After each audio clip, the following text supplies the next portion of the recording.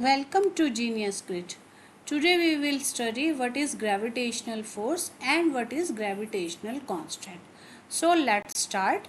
Universal law of gravitation क्या होती है? Universal law of gravitation क्या कहती है? वो कहती है कि कोई भी दो ऑब्जेक्ट हैं जो इस यूनिवर्स में हैं तो वो एक फोर्स से एक दूसरे को अट्रैक्ट करते हैं। ये मैं आपको अपने पिछले वीडियो में भी बता चुकी हूँ ग्रेविटी के में कि इस यूनिवर्स में अगर कोई भी दो ऑब्जेक्ट्स हैं, उनका मास चाहे छोटा है चाहे उनका मास बड़ा है, चाहे मतलब बिल्कुल नेग्लिजिबल भी है, तो दो अगर कोई भी ऑब्जेक्ट्स आपस में कांटेक्ट में हैं या नहीं कांटेक्ट में हैं, मतलब कितने भी डिस्टेंस पे हैं, वो एक दूसरे पे कुछ पुल लगाते हैं और एक दूसरे को अट्रैक्ट करते हैं और उस चीज़ को हम क्या कहते हैं? ग्रेविटी। तो वो फोर्स कितनी लगाते हैं और क्या फोर्स कैसे लगाते हैं, तो वो ये वाली यूनिवर्सल लॉ ऑफ ग्रेविटेशन वो ही बता रहा है कि every object in the universe attracts every other object with a force that is proportional to the product of their masses and it is inversely proportional to the square of distance between them. तो क्या हुआ ये, अब मैं इसको simply बताती हूँ। देखिए, जैसे एक ये बॉडी है ए, मतलब कोई मतलब बहुत बड़ी, आप मान लीजिए अर्थ है, और ये दूसरी बॉडी है बी, आप इसको मान लीजिए मून।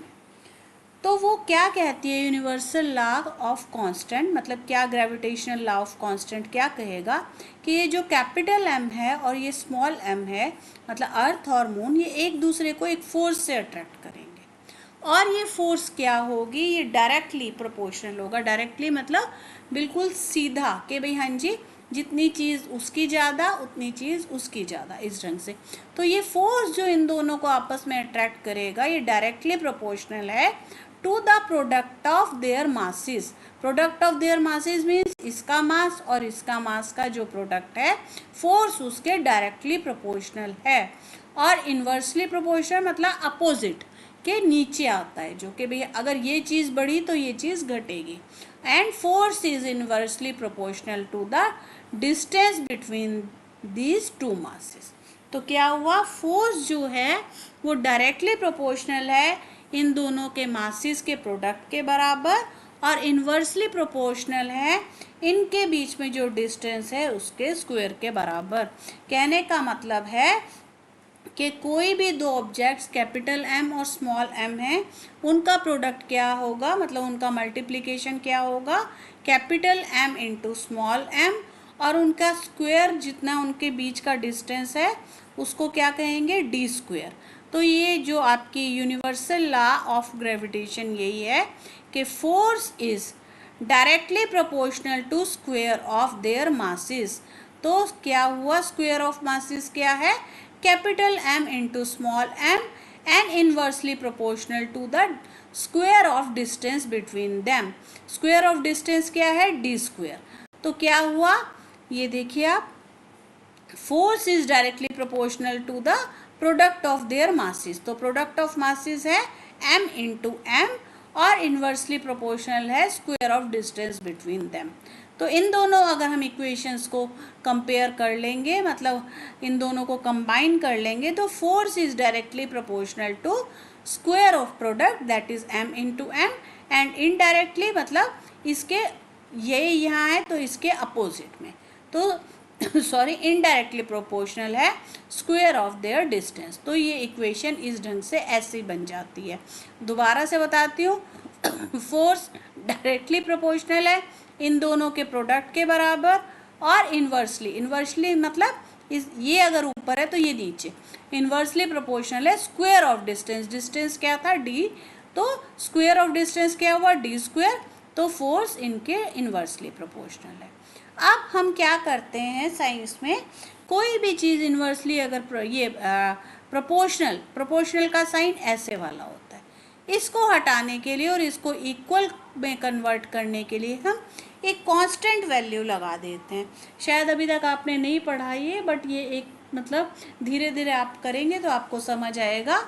इस साइन को इक्वल टू में कन्वर्ट करने के लिए हमें एक चीज़ लगानी पड़ती है यहाँ पे, जो क्या कहलाती है, कांस्टेंट। तो हमने यहाँ पे इस डायरेक्टली प्रोपोर्शनल वाले साइन को इक्वल टू में कन्वर्ट करने के लिए एक क्या साइन लगाया, वो है कैपिटल जी। और कैपिटल जी क्या है, where G is the constant of proportionality and is called as universal gravitational constant. इस जी को ही हम क्या कहते हैं, यूनिवर्सल ग्रेविटेशनल कांस्टेंट। तो क्या हुआ, force is directly proportional to क्या था, M square by D square, मतलब inversely proportional to D square. और इन्वर्सली ये प्रोपोर्शनल का साइन हमने हटा के इक्वल टू का साइन कर दिया है, और उसकी जगह फिर क्या आ गया है हमारा ये यूनिवर्सल क्या है, ग्रेविटेशनल कांस्टेंट। तो हम इसको अब ऐसे लिख सकते हैं, इस इक्वेशन को ऐसे। आप सोचोगे कैसे लिख दिया, सिंपल सा है। इसको ये यहाँ पे चला गया, और ये तो ये ऐसा रहा, ये यहाँ चला गया, और जी एम एम यहीं रहा। अगर अब हमें जी की वैल्यू निकालनी है तो जी यहाँ ही रहेगा, और F D square by M M हो जाएगा। ये सिंपल सी कैलकुलेशन है, मेरे ख्याल से मैक्सिमम लोग आप में से समझ गए होंगे। देखिए फोर्स इज क्या है, G M M by D square. और आपको अगर जी निकालना है तो कैसे निकालेंगे, इसको इससे मल्टीप्लाई कर देंगे, डिवाइडेड बाय एम एम।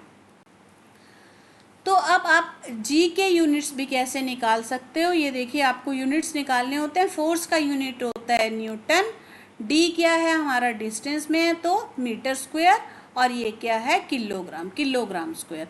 तो जी का आपका क्या यूनिट होगा, M square, and M square के जी का माइनस में 2, क्योंकि के जी क्या है इसके नीचे में है। और जब हमने इसकी वैल्यू कैलकुलेट की तो ये क्या आई, 6.67 इंटू 10⁻⁻11 न्यूटन मीटर स्क्वायर पर किलोग्राम स्क्वायर।